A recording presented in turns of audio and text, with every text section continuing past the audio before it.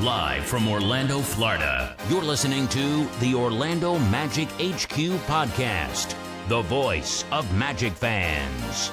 Join us every week for a unique fan perspective on all of the latest Magic news and updates. The show starts now. What's up, Magic fans? Welcome back to another episode of the Orlando Magic HQ podcast, brought to you by the Belly Up Sports Podcast Network. We're your host, Al, myself, Anthony. Today is Friday, October 6th, and we're done with Media Day, man. We're deep into training camp. We have our first preseason game literally days away, and great stuff. Al, you were at Media Day, so in today's episode, we're going to break down some of the things that you took away from Media Day. A lot of great interviews that happened during this time frame, from Jalen Suggs to Jonathan Isaac.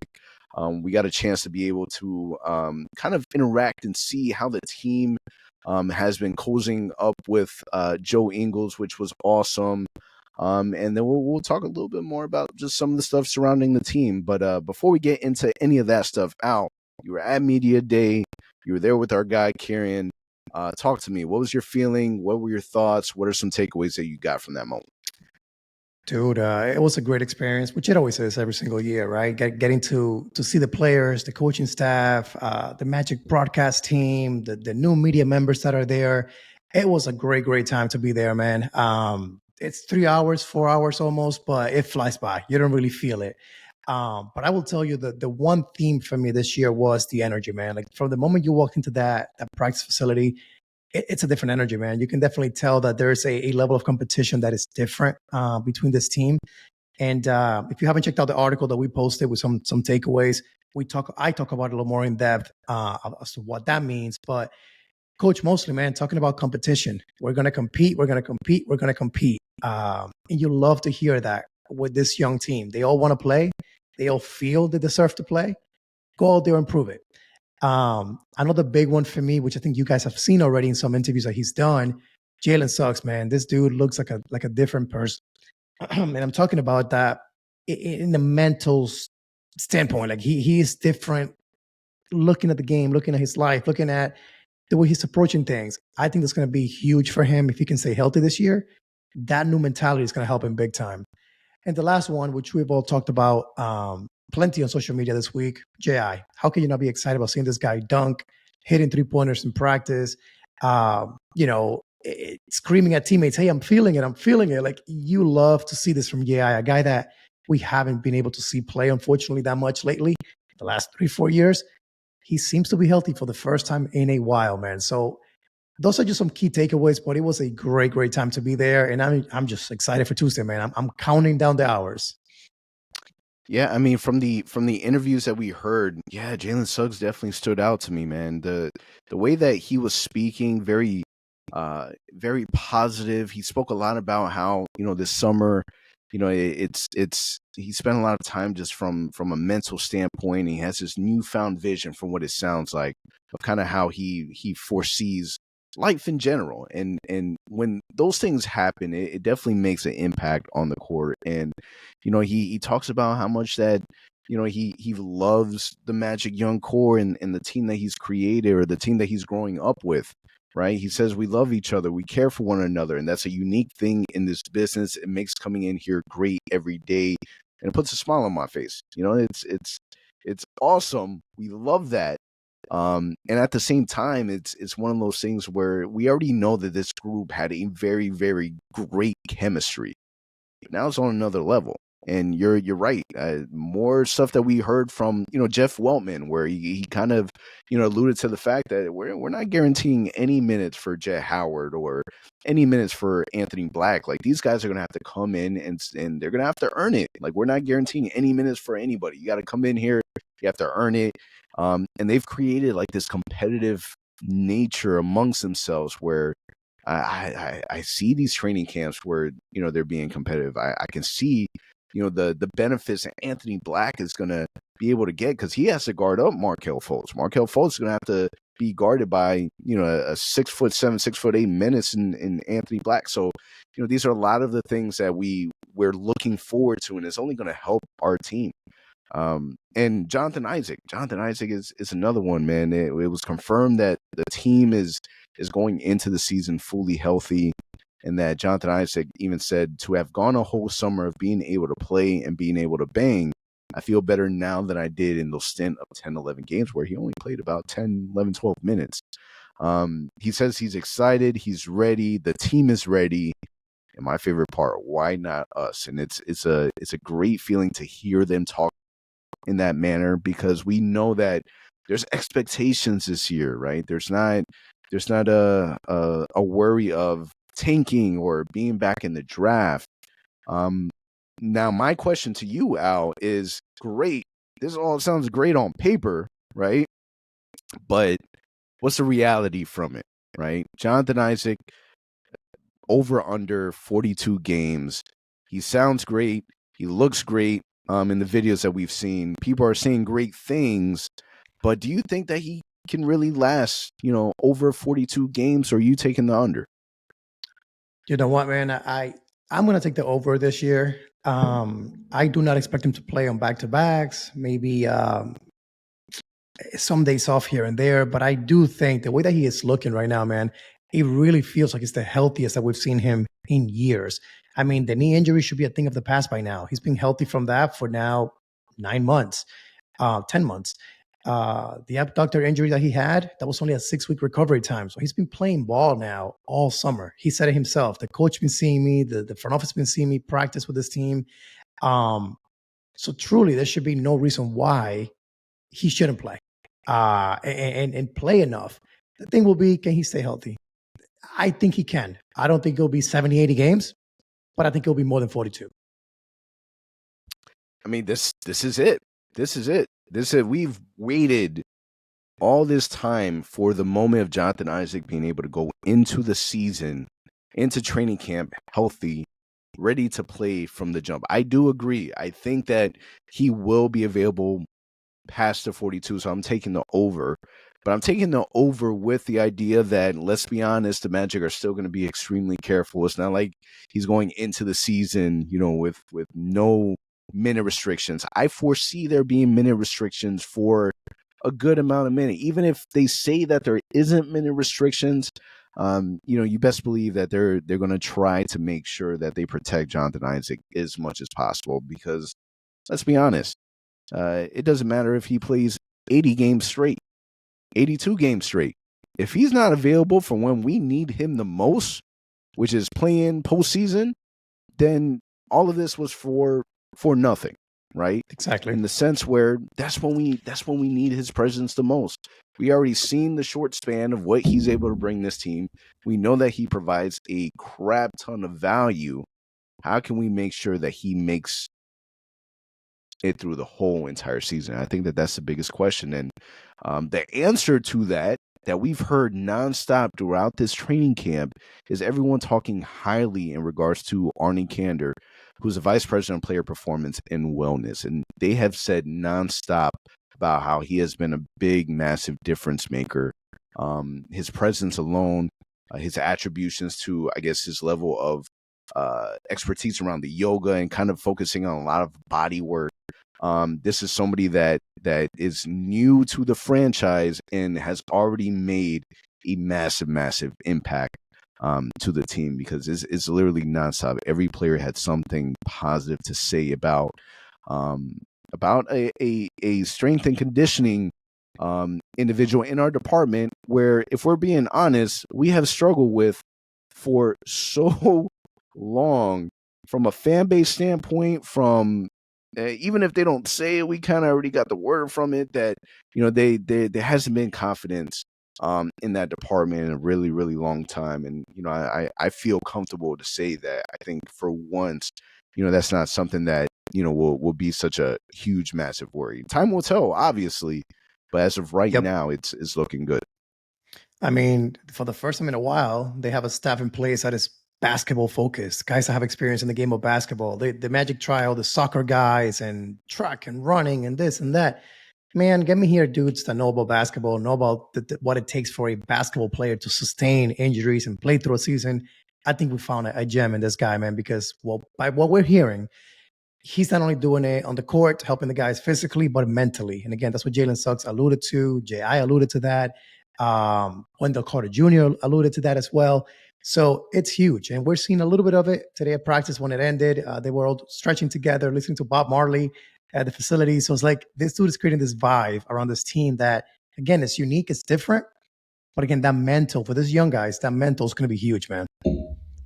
Yeah, he's worked out with really big names. If you follow him on social media, on Instagram, I mean, you see him with Grant Hill, you've seen him with Derrick Rose, you've seen him with Karl Anthony Towns. Like he is somebody that has really worked with some of the best names out there. And yeah, man, it's a breath of fresh air from past conversations that we've had, especially that department. Now, with that being said, question for you, because I don't remember seeing any video or audio. Did you see Anthony Parker, the new general manager for the Orlando Magic? Did you see Anthony Parker anywhere during Media Day? Yes, sir. He was there for quite a bit of time, actually, doing some rounds, some interviews. But yes, he was there that morning. Great dude, based on what I've heard from some interviews. Didn't get a chance to meet him, unfortunately. I was caught up recording the videos for the HQ, for the Instagram feed. But great dude, based on what I saw. He dude seems ready for the job. It's going to be fun because once I saw him, I realized, wait, time out. That's right. He's the new GM. I forgot about that. Yeah, man, we got to come up with because we had Weltham, right? That was the kind of nickname of the duo that we have, and now we have, I don't know, we got to come up with something. Ant-Man, would Ant-Man work for Jeff Weltman and Anthony Parker? I don't know. We'll work on it. Hey, but we'll good to see that he's already out there making an impact. And then Markelle Fultz, man, Markelle Fultz, he's out there styling with his new cut, right? Completely, off the top. At first, when we first saw pictures of him without the haircut, I'll be honest, it was a little weird, but seeing him at Media Day, it looked way more natural and better. So good to see him in good spirits. But he says that he hopes to make an all-defensive team this season, and is hoping that he signs an extension with the Orlando Magic. So really love the fact that, he's made a home here where he wants to stay here. That's really important. But the fact that he has ambitions to make an all-defensive team just kind of goes to show you the mentality that he has. And obviously, how do we not, as part of our yearly tradition, talk about how great his jump shot looks in the offseason? Dude, I think we've talked about it plenty already, but now we're seeing more and more videos, and it's looking clean. I'm not going to say it looks perfect, but I will say compare him to 2 years ago, a year ago, much better. That release is so much higher. They're going in. We're seeing a lot of videos in training camp, and they're going in. I've been saying it for a while, man. All you got to do is create that threat. You got to guard him out there. You cannot just ignore him and double team Paolo. By doing that, dude, like this team, again, you put Gary Harris out there, you put Franz, Paolo, and Wendell, they can all shoot it. Who are you going to guard? So that's where Paolo's going to go to another level. Franz is going to take it to another level. It's going to be fun to watch, but I just hope, again, that he stays healthy. But that shot looks intriguing at the very least. Yeah, so that's definitely something that we're keeping an eye on, because as we know, last season, towards the end of the season, that shot started looking more fluid. It started being a little more efficient from behind the three-point line. So we're really hoping that does carry over. But, another highlight fact from Media Day was kind of seeing Joe Ingles really interact with the team. Everyone kind of stating that, he's the funniest guy already on the team, kind of breaking down, the previous holder of that title from Chuma Okeke. But, okay, excuse me. I get used to it all over again. Starting over. But yeah, man, Joe Ingles is definitely vibing with the team already. He credits Coach Mosley as a key reason to signing with Orlando. Did that surprise you, hearing that? Not at all. I mean, who isn't Coach Mosley cool with? This guy is like one of the coolest coaches out there. He's high-fiving Luka, and when KD comes to town, he's one of his buddies. I think that there's no surprise there. But I will tell you, man, Joe Ingles has this vibe to him. It was so cool to get to meet him at Media Day. When he first came out, he actually walked right by me. I got to say hi to him, welcome him to Orlando. It was his birthday on Monday too, so I got to say happy birthday to him. But I got to tell you, that media session, man, was the easiest going media session in my entire experience of 3 years going to Media Day. Dude just kind of sat back, crossed his arms, and just talked like if it was a guy that's been here for years. So I can definitely see why players kind of gravitate towards him. It's because he's such an easygoing dude. Of course, that Australian accent I think makes it a lot nicer to hear and vibe with as well. But coolest dude that you could ever meet. I'm really, really glad that he's on this team. I think we're all kind of shocked when we heard that we signed him for as much as we did.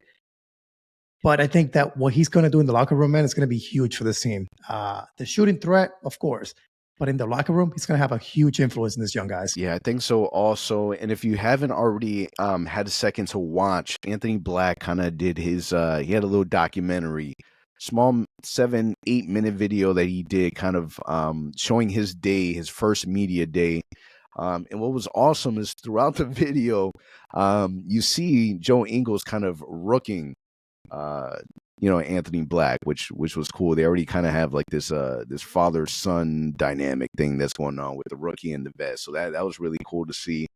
And then there was a great interaction between Anthony Black and Coach Mose inside the locker room where they were talking about Anthony Black's hair, right? And they were kind of talking about different styles that he's able to put his hair.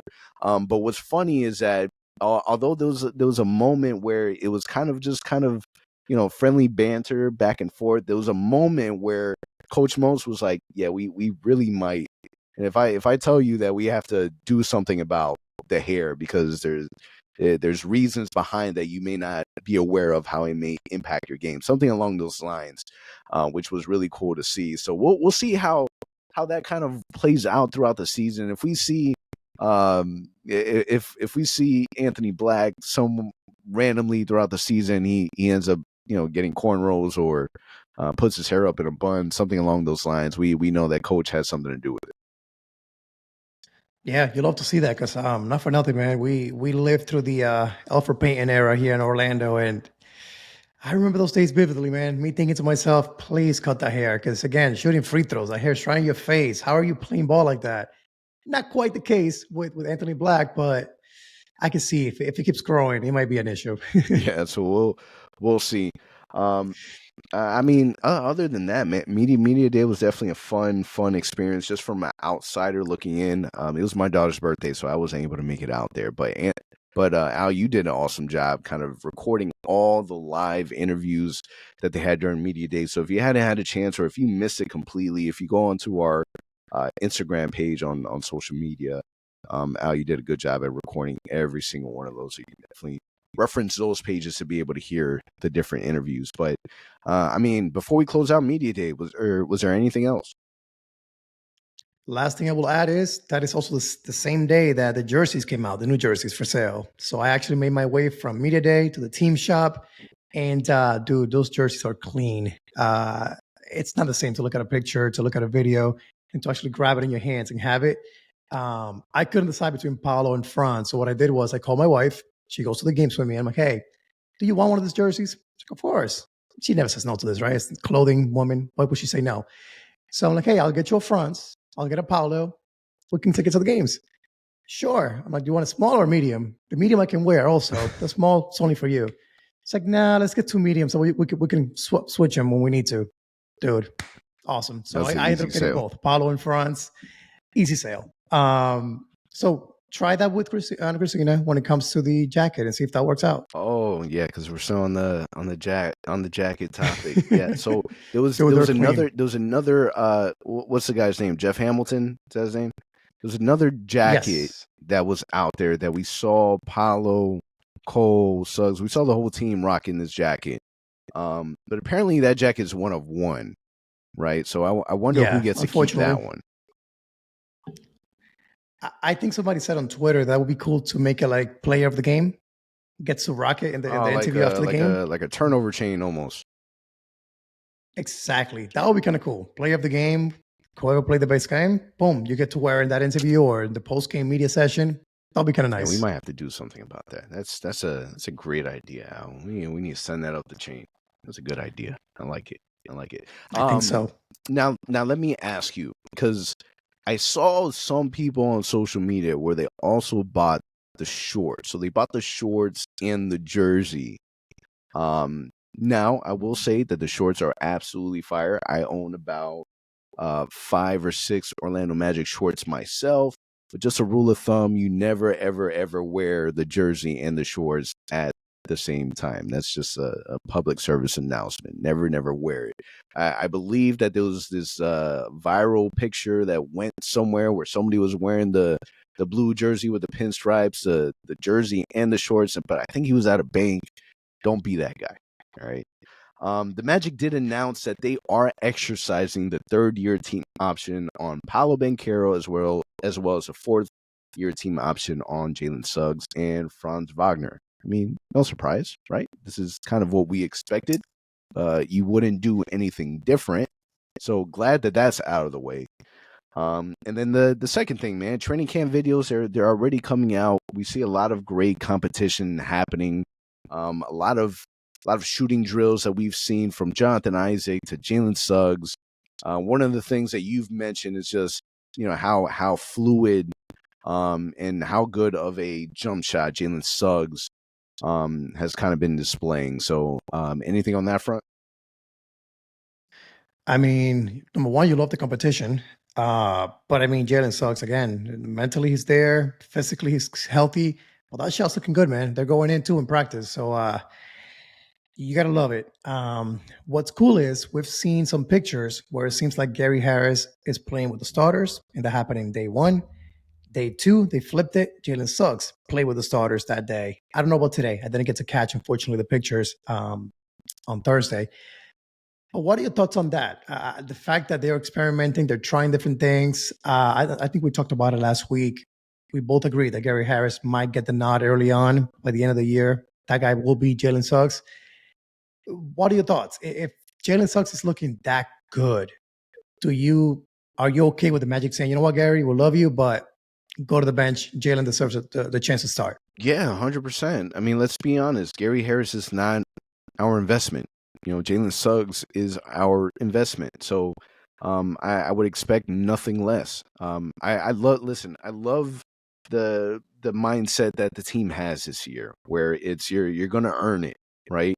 It's Gary Harris's job to lose, in my opinion. I do believe in the start of the season we'll start off with Gary Harris, but man, just listening to and I can't believe that Jalen Suggs has really won me over the way that he's done just with words, but the way that he spoke and the way that he's now carrying himself is a different light than what we've heard. And not saying that it was bad before, but there's just something different, and I can't tell you exactly what it is.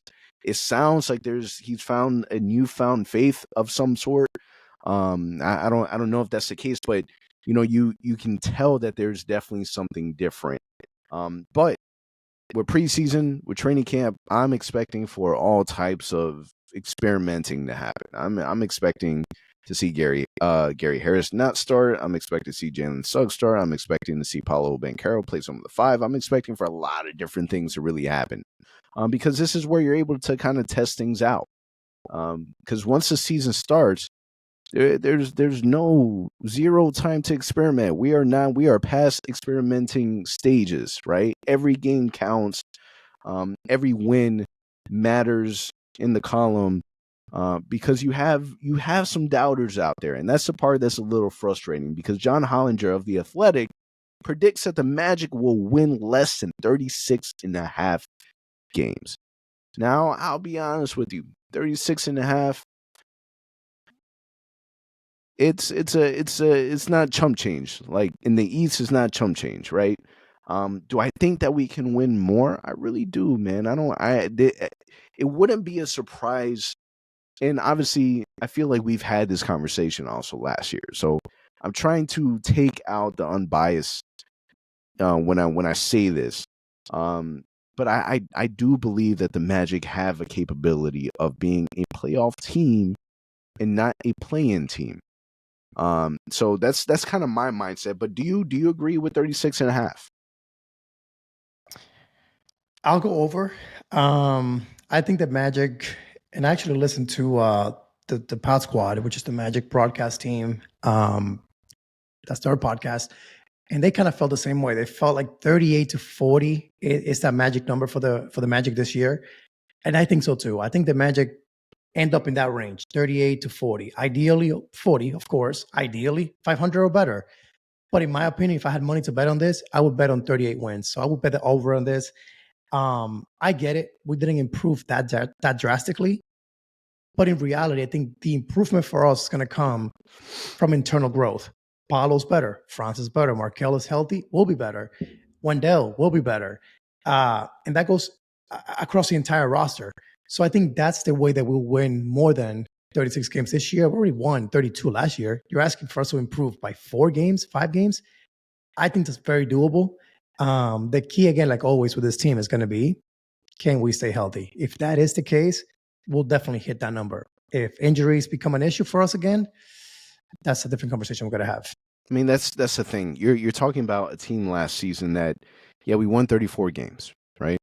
Massive jump from the 22 games that we won the previous season. But you also think about the different factors. The injuries early on where we didn't have a point guard, and we were asking Franz and Paolo Banchero to be our primary ball handlers, right? Then you also think about the different elements of tanking to some capacity, right? You mean to tell me that without those injuries, without those elements of tanking, that the Magic couldn't have scratched out, another 6 wins? And we're not even talking about some of the games that were very, very close, that were winnable, right? And that's where it's kind of is hard to see the Magic not win at least 40. Like I can clearly see them winning above that mark. Now, kudos to John Hollinger. At the very least, he has us winning more games than what we had last season. It wasn't by that much, but I do honestly believe that the Magic have way more in their tank from 36 and a half. I do see them being in the 40s. But yeah, I think 38 to 40 is realistic. If we do deal with injuries and whatever case may be. So I think the tough part that Coach Most is going to have to really figure out is that the Magic do have a deep team. I am super excited to see, the second unit play, right? It's going to be competitive. From a second unit, let's say Jalen Suggs is not starting. You got Jalen Suggs, Jonathan Isaac, Joe Ingles. Like you have Cole Anthony. Like you have such a awesome second unit that it's going to be nonstop talent just getting onto the court to where there's going to be enough to kind of hold the team over once our main guys are out, our stars are out of the game. So I think that's the part that's going to be really tough for Coach Most is and that's the part that I'm interested to find out is exactly how it is that he's going to balance the amount of minutes and how that may impact the players also, right? So if we, for example, what would you think the dynamic would be, right? If Cole Anthony, who we're assuming, right, is taking that second unit starting point guard spot, and I know that they're going to experiment with Anthony Black 1 through 3. But what if Cole Anthony goes through a stretch where he doesn't play well? Anthony Black plays well.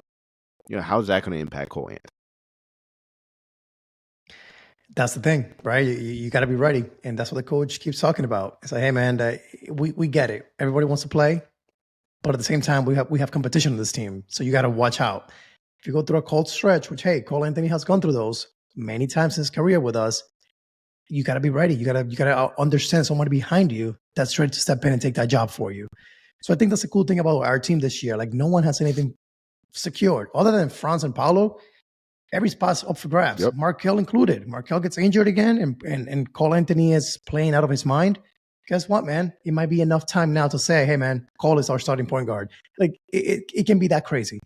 I heard people at Media Day saying this, like nobody wanted to be Coach Mosley this year because it's a tough job, man. You got to balance out these minutes, these players. They all are talented. They all want to play. Think about J.I. too, man. Like J.I. may come out and look great. But guess what, man? You got Wendell, Paolo, and Franz in front of you. Who are you going to sit? Tough. Like, it's not going to happen, right? So it's like, okay, so do you play Franz at the 2 and put J.I. at the 3? Like, how do you make this work? Again, Coach Mosley's getting paid millions of dollars. You got to figure it out. Good job. Good luck. And here's the thing that we'll say that I am excited about. I'm good that the Magic didn't make any trades. I'm good that Drew Holiday, that rumor mill, or Damian Lillard, that rumor mill. I'm glad that just came and went, right? I'm happy that we have that problem, that we just have a crap ton of assets, right? A crap ton of talent, and you gotta go figure it out. Matt Moore from Action Network said Orlando needs to be on the phone for Malcolm Brogdon, and that's in their asset range. You might have to deal with the injury, but it's worth it. And I disagree. I think that I'm good. I'm good with the whole injury-prone players first and foremost. Been there, done that. I don't like it. I don't like being in that space. I'll pass. But you still got to figure out what it is that you have, and I feel like that's kind of been our sentiment for the last few seasons. We don't know what we have. We don't know what we have.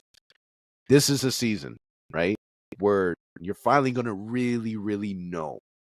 Yeah, there might be some question marks in regards to Anthony Black, Jay Howard. Can Jonathan Isaac be healthy? Can Markelle Fultz be healthy for a whole season? Right. But that's where we've kind of talked about consolidation, that eventually, we're going to feel like we're going to get to that point. And I think that towards the NBA trade deadline, we might finally get to see kind of that happening. Now, with that being said, obviously the dynamic in the East has kind of changed, right? Because Boston was always going to be up there. Milwaukee was always going to be up there. We have no idea what the hell is happening in Philly. But we expect them to still, whatever it is that they end up doing with James Harden, we're still expecting for them to be up there. And shout out to Yachty. Yachty is one of our Patreon members and good friend of the podcast. But he had this to say. From my perspective, in the East, there are 4 groups, and this is how I have them. Tier 1, Bucks and Celtics. Tier 2, Philly with Harden. In Miami, Tier 3, Cavs, Knicks, Indy, Brooklyn, Bulls, Raptors, Atlanta, and Magic. And then you have your Tier 4, Hornets, Washington, and clearly the middle of the conference is jacked up. Therefore, Magic can't have off nights when playing East teams. Is it realistic to think that the playoffs are a thing, or is it more a play-in spot that will be in the game 4? Do you really believe that the Magic will have the possibility, looking at the landscape of kind of how all the dominoes have fallen, do you really believe that the Magic do have a shot to be a playoff team? Or should we kind of temper our excitement and our hype that we have right now and accept the fact that this just might still just be a play-in team? So Yachty, number one, it's a smart man, because I actually have it the same way in my head when I think of the East. Those top teams are those top teams. You're going to have to battle with them. They are going to be there. That's going to be what's going to happen. The middle of the East, however, all those teams that you mentioned, that's going to be the tough part. So when you talk about, for example, the Cavs, the Knicks, Indiana, Brooklyn, Chicago, the Raptors, the Hawks, us, like, it's going to be tough. And to Yachty's point, you cannot have nights off. And something you mentioned earlier was, how many games did we lose last year due to silly mistakes? Like we couldn't grab a rebound when it matters most, or we missed a key shot, key easy layup when it mattered most. Those are things that you're hoping, and the front office and coaching staff is hoping we've grown past at this point. Our guys are now Paolo, sophomore, Franz, 3rd year in the league. Same thing with Jalen Suggs. You gotta start learning these things and not make those silly mistakes anymore. So to your point earlier, we won 34 games last year. Imagine if we would have closed out some of those games that we lost. We could have easily gotten to 38 games, and we would have probably been in the play-in last year. So this year, you got to eliminate those mistakes. You got to grow up. You got to, again, be held accountable if you're making those mistakes. But to answer your question, I think for me personally, play-in is where I'm at. I would love to see the Magic shock us all, and me included. 4th seed, as Franz Fault said last year, bring it on. I would love that to be the case. But realistically speaking, I think 38 wins gets us to the 9th seed in the East. And I'll be fine with that. I think that's a step in the right direction. From there, go and shock the world like Miami did last year. Yeah, I agree. Shoot for the stars, land on the moon. Is that kind of how that saying goes? Sure, maybe. I think so. Yeah. But I mean, that's the fun part of it. The Magic have shown last year that they're able to play with the best, man. You look at Bucks, okay, yeah, maybe you struggle with the Bucks. But how many times do we smack around the Boston Celtics? Yeah, they've added Drew Holiday. Yeah, they've added Porzingis. It's a different dynamic. But they still got to figure that out, right? They still have to figure out their whole team dynamic. You know, that team was on the verge of kind of combusting themselves because you had, you know, Marcus Smart, who's no longer on the team. You had Jaylen Brown that, you know, obviously massive contract, right? But he hasn't really been necessarily happy with his role. So there's just certain elements that you kind of have to factor in as well. And again, with Philly, man, I don't see them getting a whole lot back for James Harden. I really don't. So then you're looking at that roster, and you know you got Joel Embiid, and how much is he really going to be? You know, how are you going to keep him happy, right? Because now he's kind of feeling like he's by himself. And sure, you have Maxey, but Maxey can only do so much. It's not, you're not really pinpointing him as the Robin to, you know, your Batman. So we'll see what ends up happening. I like where the Magic are at. I like that people are still kind of keeping the Magic, you know, under the radar a bit, because people aren't going to be prepared for the Magic. And you know, maybe they got a taste of what the Magic could be last season. But again, we're coming at, you know, this season at full force. So the great thing is we're gonna see all this. This is all happening now. It's not happening later. It's happening now with our first preseason game coming around October 10th against the New Orleans Pelicans, and then October 12th, Magic taking on the Cleveland Cavaliers. And as this preseason starts, as we embark on yet another season, another journey with this team that we are so passionate about and we follow, it's only right that we kick off this season with a giveaway. So Al, let's talk. What exactly is it that we're giving away? And kudos to those that have listened all the way towards the end, because now you know about the giveaway, right? Yeah, so we're actually not going to announce this just yet on social media, probably until midday tomorrow. So if you're listening to this early in the morning, you get a head start. You get to go to our Twitter. All we're asking you to do, really, really simple. Go to our Twitter. If you follow us already, awesome. Just reply to the post that we're going to be posting regarding the giveaway. All we're asking you to do is reply with the hashtag WhyNotUs. We're going to embrace that hashtag at the Magic HQ headquarters this year. That's going to be our thing. Why not us? So reply to that post. Why not us? And tag at least one Magic fan that you know. That is all we're asking. We're going to announce the winner next week on the next week's episode. And what we're giving away, haven't said it yet, is a brand new classic edition Orlando Magic jersey. If you want it customized, I'll go to the team shop and get it customized for you. If you want a Franz, Paolo, whatever you want, let us know. We will have the Disney patch. We'll ship it to you worldwide. So I think it's a great way to start the new season. That's what we got. So best of luck to everyone. We appreciate, again, your support. And this is our way of giving back to you guys a little bit with this amazing, amazing jersey that the Magic have given us this year. Love it. What a great way to end the episode. On that note, it's a wrap. Appreciate you guys for listening, and we'll catch you guys next week. For all the latest Magic news and updates, visit OrlandoMagicHQ.com and follow us on Instagram at Orlando Magic HQ and on Twitter at OMagicHQ. Also, remember to subscribe to our YouTube channel and subscribe and leave a 5-star review on your favorite listening platform.